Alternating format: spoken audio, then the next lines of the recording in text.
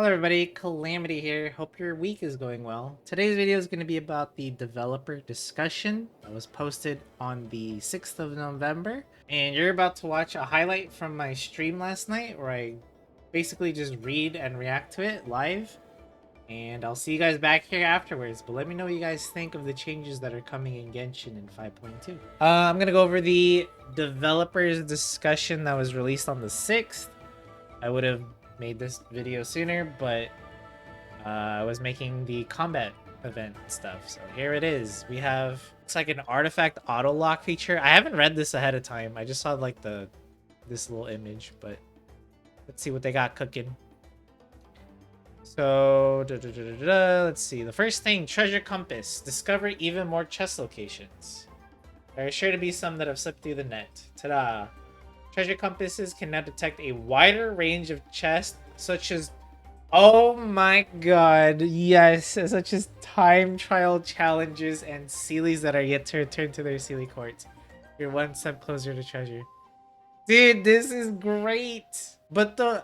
like, one thing I don't understand why doesn't Genshin do this yet is like it's like a more accurate percentage on the map. Like I want the 100% to be actually 100% because I hate it when it says, oh, you got 100% of the area done, and then there's like you're still finding chests left and right. I always was not a fan. The fact that the treasure compass will show you more will just make it more solidify you getting all the chests, which is great.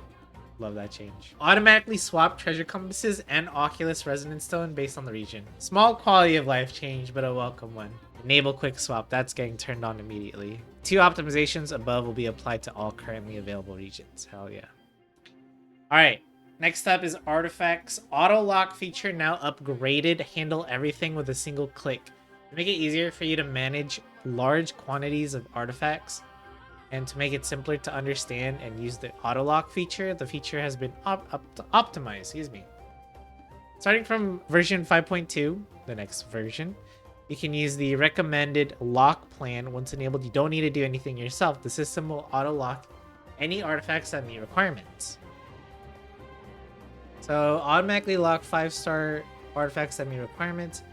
General lock plan settings. Any slot. Automatically lock artifacts with both crit rate and crit damage as minor affixes. This is really good. Goblets. Goblets I don't know how to say that. Onothum with elemental damage or physical damage bonus as their main set will automatically be locked.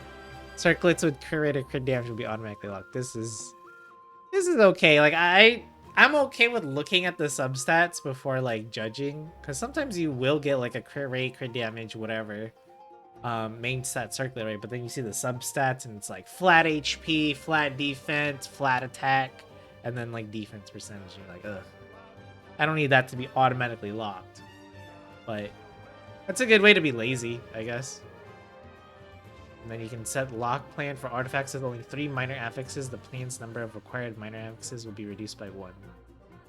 That's a good change. Use recommended settings. I like it.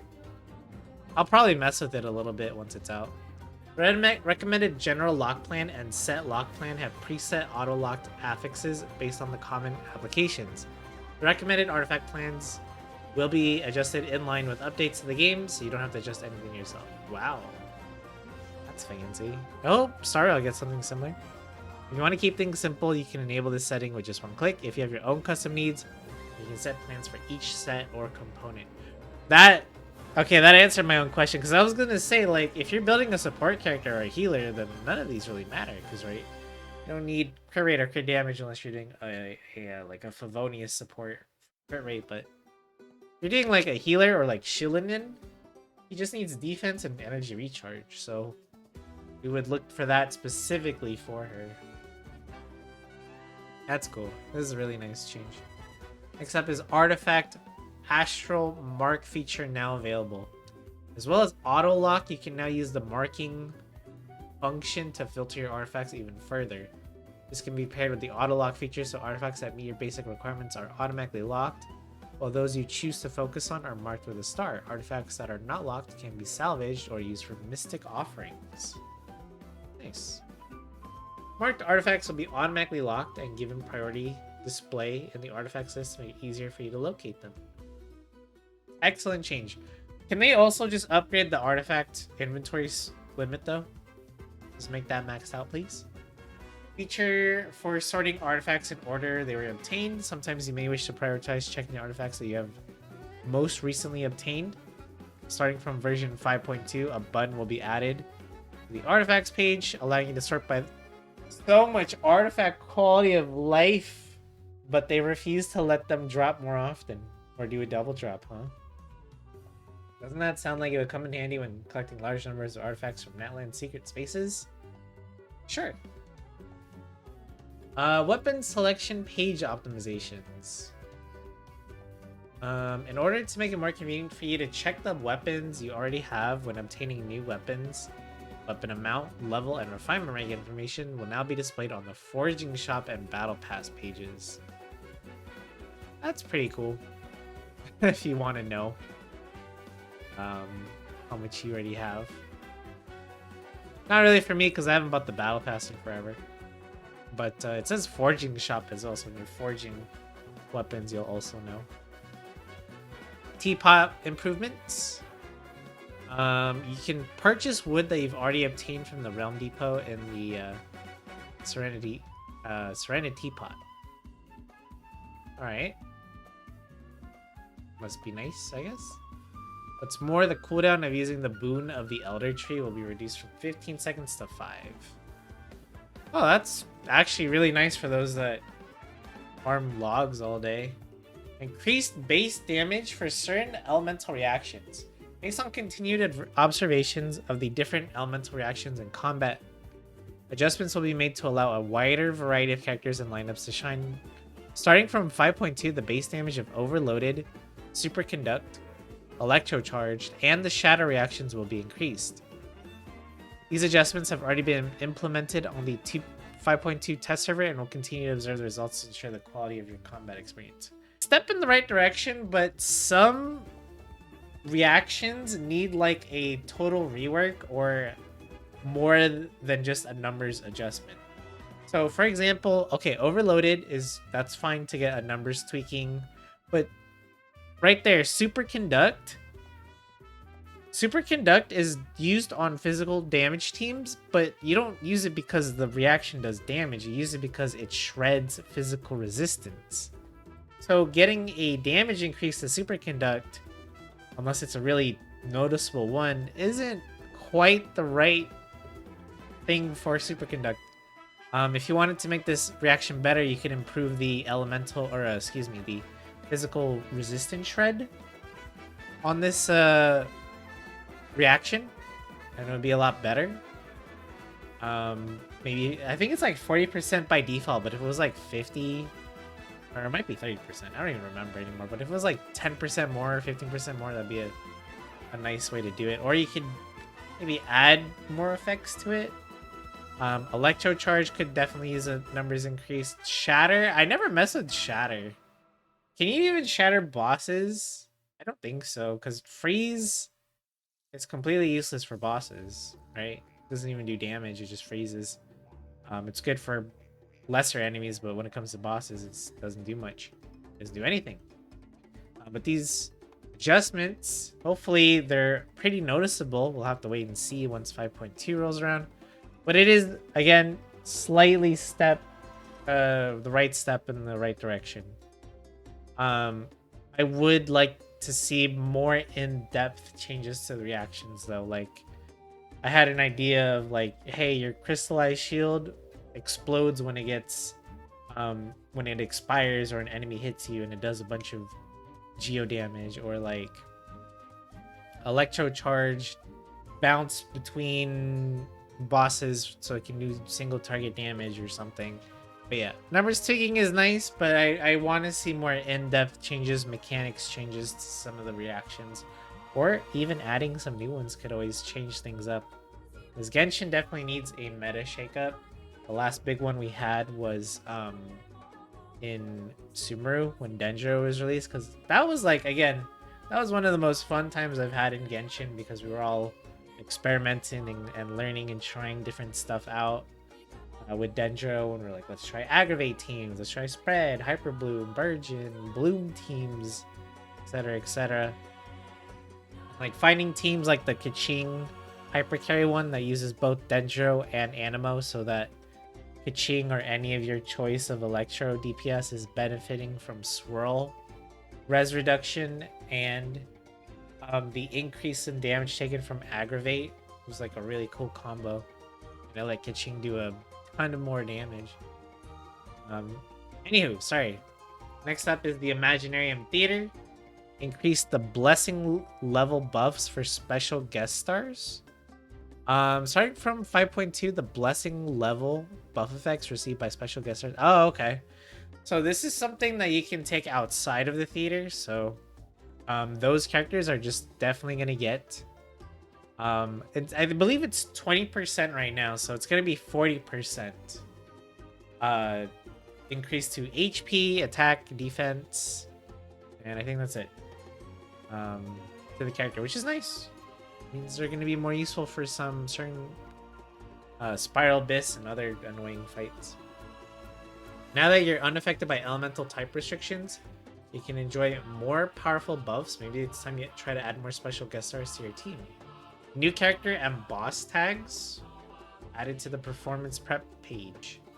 Deciding which characters to add to your party is undoubtedly a huge consideration when preparing for combat. In order to allow you to make these decisions more intuitively and comprehensively, we've made a number of optimizations to the performance prep page. After the new version update, characters can be sorted according to their elemental types, whether they're mostly on-field or off-field, and whether they're DPS support or survival type characters.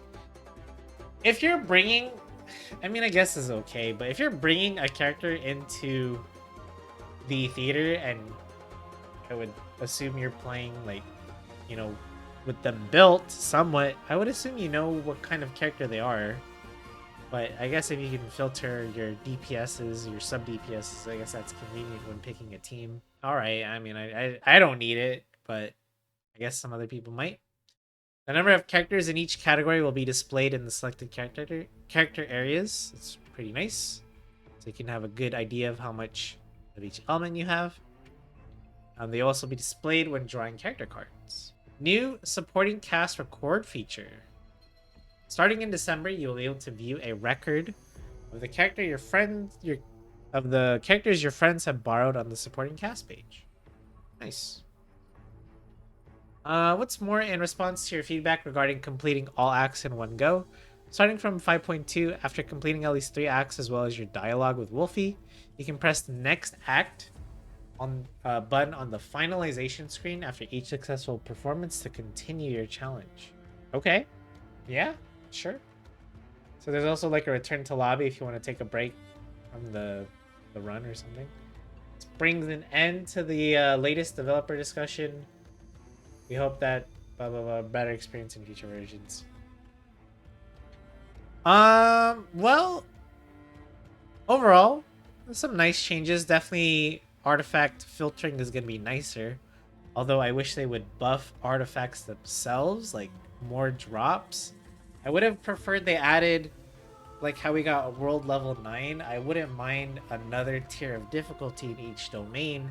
Make it a bit harder, but in return you get way more, like maybe double the number of 5-star artifacts that drop, or some sort of quality of life. Maybe if we're in a domain, there's 2 different types of artifacts. Maybe we can choose at least the artifact set that we want, because it feels like such a waste when you're farming a domain and you keep getting the other set. And you know, like sometimes you'll have those days where it's like 4 out of your 5 runs give you the set that you don't even need.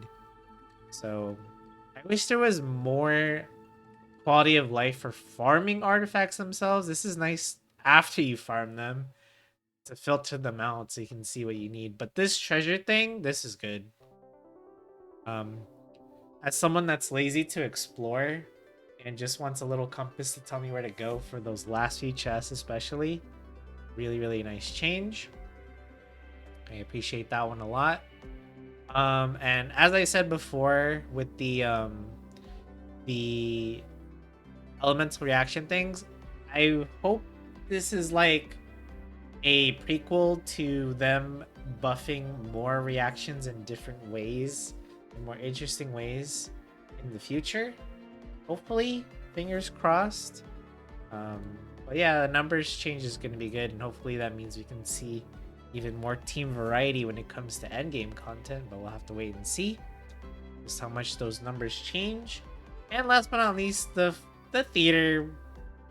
Uh, the theater changes are okay. Nothing too crazy to me. It's just going to be a lot more information, a lot nicer presentation overall and stuff. But eh, I wouldn't mind if they added more stuff to the theater, like more power-ups to choose from, more mystery events, more options and stuff when we're going through the theater, more varied fights and stuff like that. Would be interesting to see, but again, step in the right direction. Hopefully we'll see more improvements to the theater as the updates go by. And welcome back. Did you guys enjoy the discussion? Any new features that you're looking forward to in 5.2? Let me know in the comments down below. And if you enjoyed watching this kind of content, don't forget to leave a like and or subscribe to the channel. See you guys in the next video. Thanks so much for watching.